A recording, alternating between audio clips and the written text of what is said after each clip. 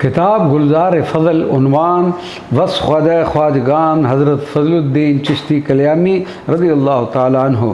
दूजा हुक्म मिलिया ख्वाजा पीर ताईं देना दान शाह फ़ज़ल सुल्तान ताईं। ओ शाहबाज फासे मेरे दाम अंदर ए दुआ मेरी जुल्मन्नान ताईं। जाके पहुँच जल्दी खबर रख उस दी होया हुक्म ख्वाजा शरीफ खान ताईं। हसबुल हुक्म हाफिज़ साहब हो रुखसत आके फड़िया शाह फ़ज़ल जवान ताईं। गंज ज़ाहिरी ते बातनी दे दिते यूसुफ सानी इस चंद किनान ताईं। कुल पुठवार ताईं दिता तार साबर दौलतमंद कीता बेतरान साईं। अज रोज़ा भी ख़ास कल्याण मंदर मैं कुर्बान साईं तेरे शान साईं। मौला बख्श कंगाल नू करम सेती लेसी कुछ ओ अमन जहान साईं। फ़क़र दा जुब्बा फ़क़र दा जदूं अता होया कीता अहद ते कोल इकरार हज़रत। अखी नोट ते देख जो नज़र आवे आखी नूट ते दे वेख जो नज़र आवे तुसां कर देना है इजहार हज़रत। जो कुछ नज़र आया राज खोलिया ना होए मूल ना गोश गुजार हज़रत। कपड़े फाड़ के ते मिसल अल्फ बन गए वसनी छोड़ के मिली उजाड़ हज़रत। मोदिया मियाँ रशीदा विच मोदिया मियाँ रशीदा दी विच मस्जिद रे फूड़ विच हफ्त दे वार हज़रत। सतवीं रोज़ एक बुढ़ा शख्स आया लिया उपरों फूड़ उतार हज़रत। उसने आख्या कैसा जवान सुंदर वड़िया क्यों तू फूड़ विचकार हज़रत। साबर पीर फरमांदे फेर अगूं बाबा दस के असरार हज़रत। बाबे आख्या समझिया मैं एवी आयों औरतां थी बाजी हार हज़रत। हज़रत आख्या बाबिया तू सच आखिए दूजे मर्द नू दिती है नार हज़रत। वाहो वाह आके इत्थे छुपिया मैं एहो ख्वाहिश सी रब्बे सतार हज़रत।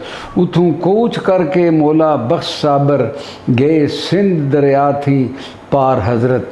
पेशावर तशरीफ़ ले जाना जदू सिंध दरिया थी पार होए कीता कसद पिशोर दे जावणे दा। दो गल्लां दलील दे विच आईयां पता पुछिए जून दे आवणे दा। पहुँचो शहर पेशावर एक है मस्जिद रखो फिक्र उथों पता पावणे दा।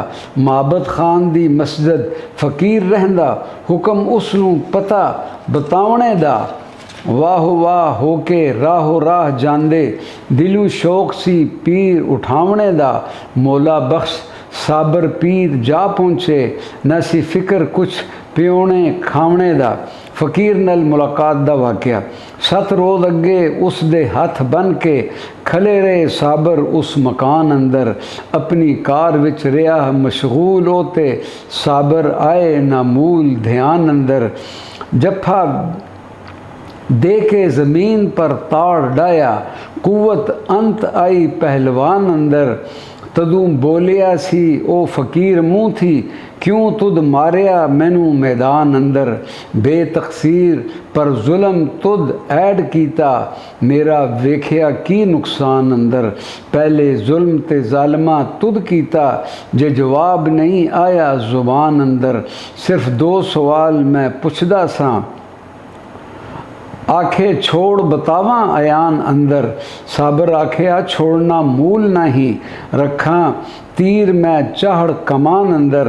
अगूं आखसें पुछ के छोड़ मैनू नहीं तां जान हो जासी नुकसान अंदर। अव्वल जून मेरी 10 है केड़ी क्योस जून तेरी है इंसान अंदर। दूजा रूह मेरे सजदे 2 कीते या के एक कीता उस जहान अंदर। ऐस अमर थी मैं भी खबर है वहाँ ए गल नहीं मेरे ध्यान अंदर। वक्त नदा ईमान जे लै टुरियों इस जहान थी अमन अमान अंदर। छोड़ जेड़े छोड़ गए नी बेड़ी बोड़ गए नी मौला बख्श रख दयान बयान अंदर। पिशावर तू वापसी ते एक वाक़या ए पर दो ते एक विच फ़र्क नहीं, जेड़े टुरे सलामती नाल बेली, जेड़े सुट गए ने जड़ां पट गए ने एवी कूड़ दे पा जंजाल बेली। कोई वहम न लिया ख्याल अंदर, मिलिया तुदनू शाह कमाल बेली। वापस आए पिशोर थी लंघ अटकूं, पहुँचे जब्बी पहाड़ दे नाल बेली। इस पहाड़ विच एक फ़कीर रहंदा, अपने हाल विच ओ सी खुशहाल बेली। उसदा विरद कसीदा गौसिया आहा, पिया पढ़दा सी हाड़ सियाल बेली। साबर आख्या रुखसत फरमा मैनू, मैं भी पढ़ा ते होवां निहाल बेली। हुक्म कीता फ़कीर जे पढ़ो हज़रत, उज़र करन न मेरी मजाल बेली। कर कबूल जदूं पहाड़ों उतर आए, उसने शोर कीता हालो हाल बेली। लुट के लै गया मैं मिसकीन ताईं, ज़बरदस्त फ़कीर कमाल बेली। पहुँचे आ तनाज़ा दी हद अंदर, जंगल झाठला सख्त महाल बेली। कुछ मुद्दत इस जगह जमीयत बैठे, रेया रब दे नाल ख्याल बेली। खाण पीण दी कुछ परवाह नहीं, काफ़ी यार दा एक जमाल बेली। एक होर दरवेश भी आहा उथे, संग साथ होया उस दे नाल बेली। कब्र उस दी है इसे विच जंगल, जाके देख लो करके पड़ताल बेली। पूंग पहुँचिया जदूं इस मुल्क अंदर, आया बूटियां उपर जवाल बेली।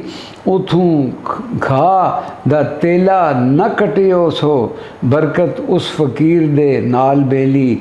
रह गए इस हदूद दे दरख्त सारे, मौला बख्श बच गए पत्थर डाल बेली।